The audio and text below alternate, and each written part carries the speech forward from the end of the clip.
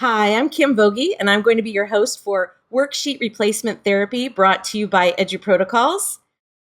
Before we get started, I want to share a little bit about myself. I am that student who loved learning. I loved worksheets. I loved anything the teacher did. I played school in the backyard.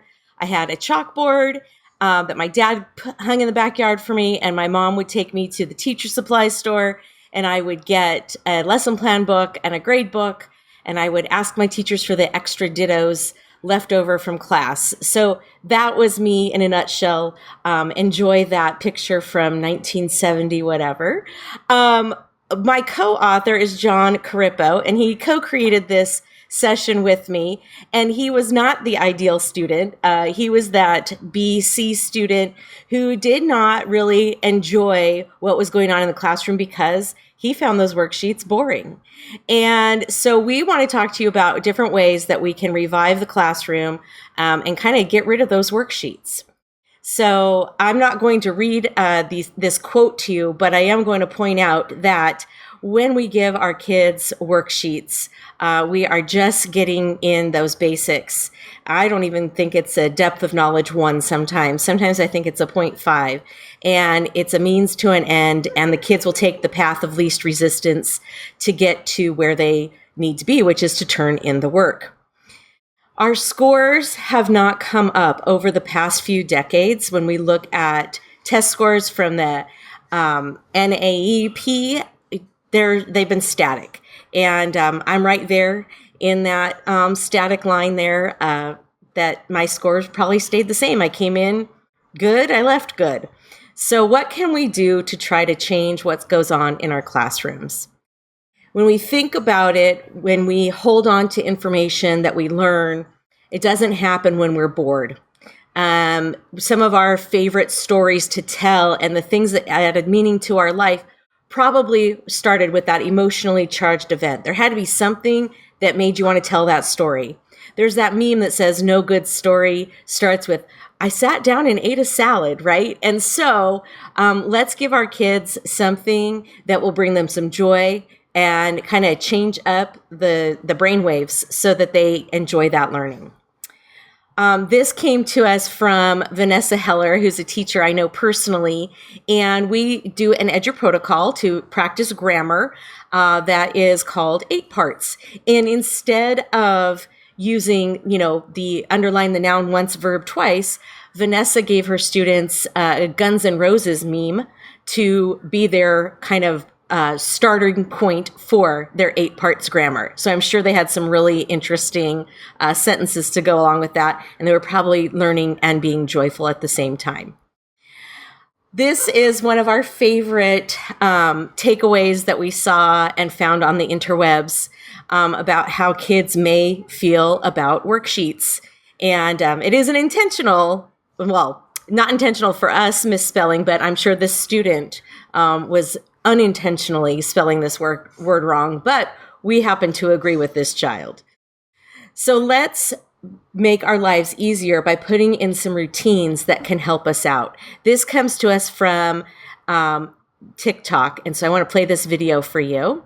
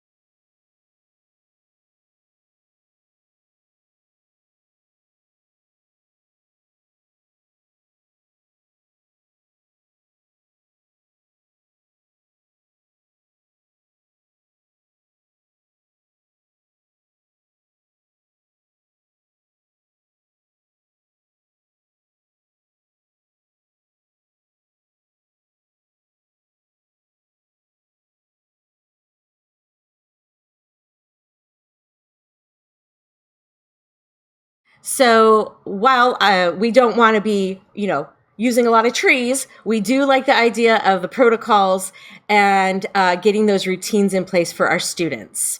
So you might be asking yourself, where are the 4 C's if we're going to do this kind of protocol teaching? And I challenge you that maybe the 4 C's are not in those worksheets that you're currently doing. Where is the creativity, the critical thinking, the communication, and the collaboration? And those can happen with using EduProtocols. Where's the rigor? To me, that rigor, I don't know, rigor mortis, it doesn't sound like a fun, positive thing. And people always ask us, admin always ask us teachers, where's the rigor? But no one can ever define it for us. My contention and my belief is once you put in 1 or 2 of the C's, you've got the rigor. So we can have that rigor happen where students are engaged and learning at high levels. So this may be a video that you have seen before. I'm not going to play the whole thing. I will play just the beginning of it for you. This is bored, mad, and disengaged kids that we have seen happen to us.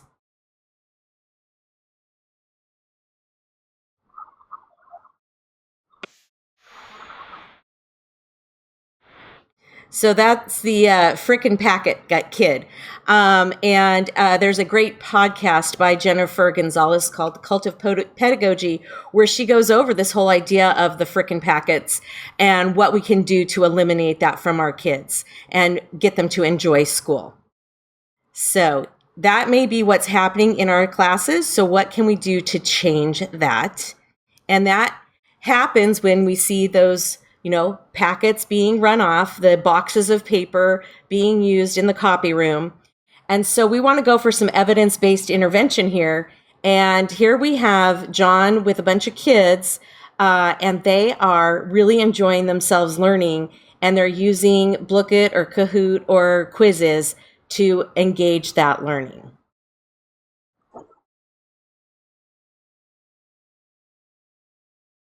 Learning is that social thing, and we need to have kids engaged with each other and learning the material and not just engaging with a piece of paper.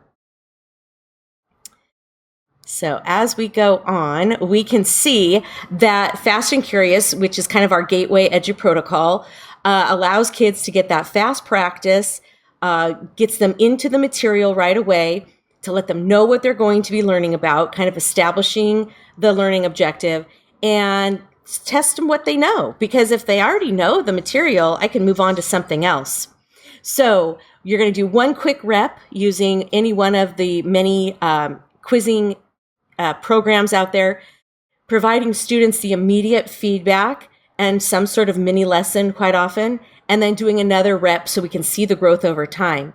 And we repeat that on Monday, Tuesday, Wednesday, Thursday, and by Friday, everyone's going to pass the vocabulary test or the content, whatever it may be. And so it's a really fun way to get kids into the material, to know what they're going to be learning and pique their curiosity as well.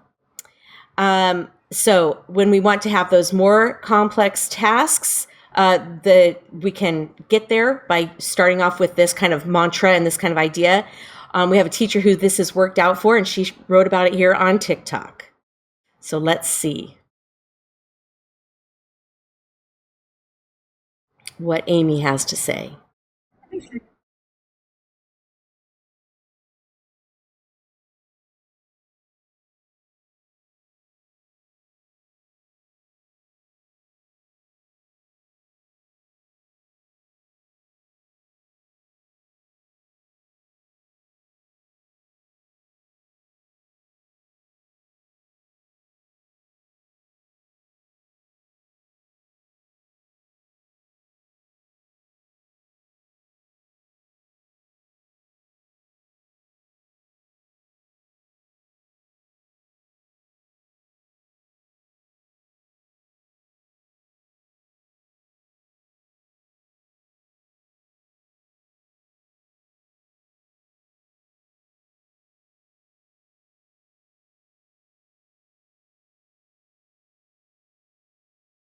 And there you hear it from Amy, letting us know that you can take and adapt pretty much anything into one of the EduProtocols.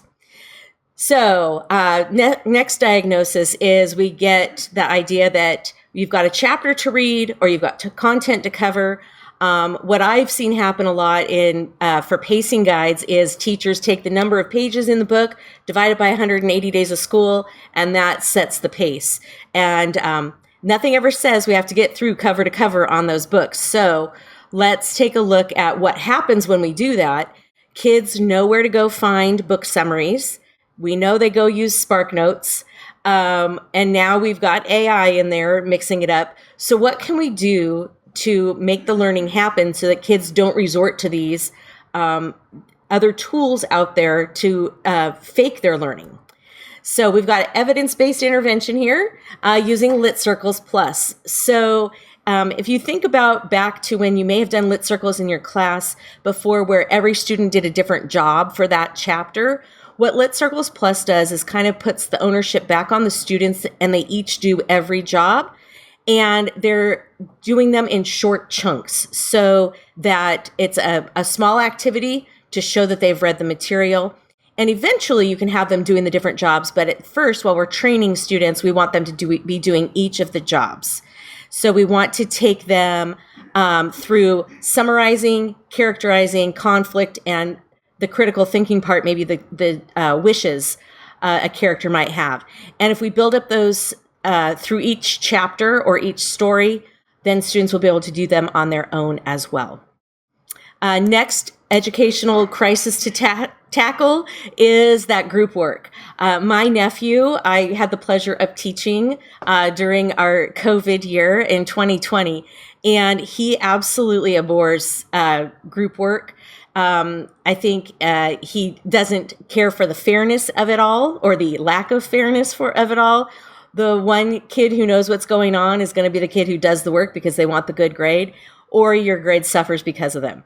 I too have my group work stories from elementary and middle school. And so instead of giving the kids the typical group work project, what if we broke it up and really got the sense of collaboration happening? Because what happens is one kid does all the work. Just as we can see in this meme from Seinfeld. If you've watched Seinfeld and know the characters, you know exactly how their group project would go, right? And so we want to alleviate that. And we can do that with things like Iron Chef, where each student does their own part and they're interdependent, but my success is not going to be based on somebody else's success or lack thereof. My work stands alone on its own. And it teaches kids how to work in groups better. We basically start this process by doing a Frere model individually so that kids learn how to kind of break a topic up into 4 chunks. And then we can break that Frere up into 4 parts. It thus becomes the Iron Chef. And so the kids get to learn how to work together. And we can also, if groups of 4 maybe aren't the best starting place for you, you can go for a cyber sandwich, which is pairs or trios, so that kids learn how to take their own notes dependently. We talk about our notes together to see what we have in common, and then we write our own summaries so that everyone's still accountable for their own work. Next up is those reports. Reports are due. Now, I am a parent of 2 boys. I got plenty of great grades on their work when their project had to be done, or you get that call on Sunday night at 5:00. Hey, Mom, do we have any poster board, etc.? Is the craft store still open? So rather than causing all that work and issues at home, let's keep the reports manageable for our kids. So we don't want them to wait till the last minute because we know that they're going to. If I give my students 30 minutes to work on 5 slides in my classroom, I know they're going to fool around till that last 5 minutes before they're due. So why not do a report or a project in small chunks and chunk it out for them and teach them that executive functioning skill? And so we do that through either the thick slide, or this can go along easily with independent Iron Chefs. So the kids have learned the skills and been practicing the skills, and then they can use them on their own and complete the task. Next up is that math homework. My teacher taught me a different way, or you get the parents who are very upset because their child didn't learn it the way they did. If you are in Gen X like me, we learned the process. We didn't learn the why behind it. We just learned how to solve. And so we need we can't sometimes help our kids the way that they're learning it. And so it's a big frustration factor for a lot of at home. We still see a lot of tears happening at home. Kids don't own the task or the skill set before they leave school. And so here comes to help us with that. The evidence-based intervention would be math reps and 360 math. So instead of the math worksheet, I'm going to have my kids doing the math in repetitions through math reps. And I'm going to have them go to the walls. Many of you probably have heard of building thinking classrooms, which has kids up and out of their seats doing the math right on the walls on a vertical learning surface. That allows me as a teacher to survey the room and see where I need to go intervene. It gives kids the opportunity to talk with each other and work through items. And it gives my students the ability to go through it repetition and practice those skills. Plus, I can very easily interweave the skills or come back to them in a spiral review by using math reps. There's a whole website of math reps ready for you to go, K-12, whatever math you teach, at mathreps.com. Next up, we've got Science Lab. So we give kids something to fill in, and that's not that much fun. This one just has the kid dragging the boxes to what happened rather than the kid actually doing the project. So do they really know what they're doing for that Science Lab with the fill in the blank kind of worksheet? So let's have them go through the trials, keep their own data, however they decide to keep their data, and then compare their data with a friend. So this is kind of taking a cyber sandwich look at a lab report for students to get their initial data and compare, and then they would be able to make their conclusions. Next up, we've got that essay due, and we know ChatGPT has come on in, and the student can put the prompt in very cleverly with the teacher's prompt, write it like I'm a 10th grader, include some errors, and they can get something that will maybe be flagged and may not, depending on your AI detector, because none of them are 100%. They actually have a worse success rate than ever before. And so rather than giving our students a task that seems unsurmountable, that they go towards this idea of just go to ChatGPT, let's give them something doable. They are going to go. They are going to cheat. It's going to happen. So we need to give them a better way of getting there. Give them a better assignment than they can that will prevent them from having to cheat. So I loved this meme. When you're submitting an essay and waiting to see how much plagiarism Turnitin picks up on. And they aren't even picking up on all of it. So, and sometimes they're over-diagnosing the issue. So we can use some evidence-based intervention here with things like 8 parts, where kids are using an image or piece of information to write about a topic, whether it's a primary source or not. We can teach them how to paraphrase properly using Parafly. I don't know about you, but I don't know that I was ever taught how to paraphrase. And I remember getting to that awful state report in 5th grade, and I wrote about Massachusetts, and I'm like, how do you reword facts? And so let's give our kids the skills they need to get there by using Parafly and teaching them how to paraphrase. And then we can do a mini report. And in the end, with a mini report, if you have like 3 mini reports on 3 subtopics, and you throw on an introduction and a conclusion, you've got the whole essay. So let's show them how to do this in small amounts and weave it all together so that they can be successful and realize that it's not like this daunting task. And now test prep. So if you just treat it like test prep and you're not teaching to the standards all year, you're going to run into this obstacle in the last couple months of teaching. And so if we practice all year long, we're going to be ready for that test, and I won't have to necessarily do that 2 weeks of test prep like a lot of people do. And we've seen this happen before where the actual test doesn't look like what the teacher gave us. And so it's kind of like the workbook page will be just short, easy answers, and then I have to apply them on the test. So let's start applying in the daily work. And we can do that in a number of ways. There's, I believe, over 50 EduProtocols, but some of the ways that these can lead to that kind of full assessment look is something like a number mania, where kids create an infographic based on the data and information they collect in the facts. A thick slide is a deconstructed paragraph. The kids actually write more than they would in a regular paragraph, but it's just a little bit different format, and they have fun while they do it.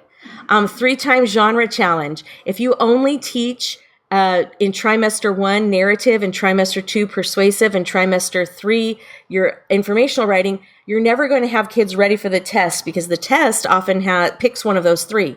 So let's work on all 3 genres all throughout the year. Plotline planner is a great way to look at the beginning, middle, and end of a story with that inciting force and the all the pieces and parts of a story.